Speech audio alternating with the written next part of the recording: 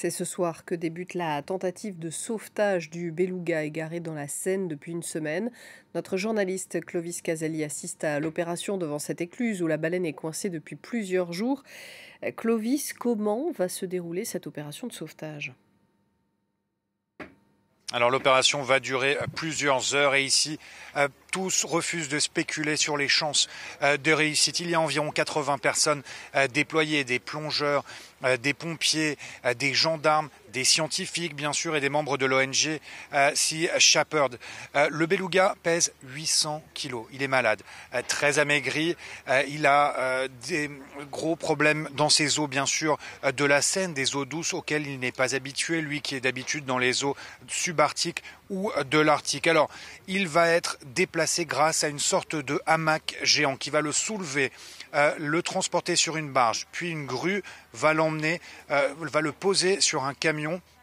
Un camion réfrigéré, bien sûr, une température de 18-20 degrés car il en a besoin. On ne sait pas encore dans quel état sera ce beluga, cette baleine blanche. Ensuite, cette baleine blanche sera transportée par la route vers Ouistreham où elle sera placée dans de l'eau salée 2 à 3 jours, puis relâchée dans la mer. Tout cela, bien sûr, si son état de santé le permet. Et oui, parce qu'on ne sait toujours pas de quoi souffre le cétacé, hein. Les services vétérinaires vont se pencher sur la question.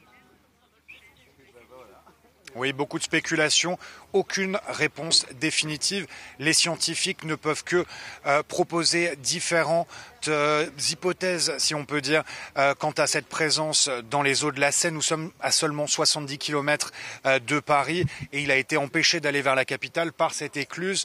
Et c'est ici, bien sûr, qu'il est placé pour que les scientifiques puissent regarder un petit peu son état de santé. Mais les vétérinaires, justement, vont pouvoir examiner son cas une fois que ce beluga sera sorti de l'eau. On sait qu'il est malade, on sait qu'il est amaigri. Alors, il y a des scientifiques de toute nationalité qui ont un petit peu participé aux efforts ici. C'est ce que nous disait la femme qui représente Marineland, qui est le plus grand zoo marin d'Europe, placé à Antibes, Marineland.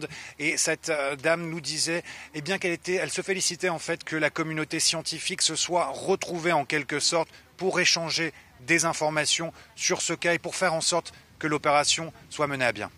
Merci beaucoup Clovis Caselli. On vous retrouvera tout à l'heure pour voir comment ces opérations avancent. En France, toujours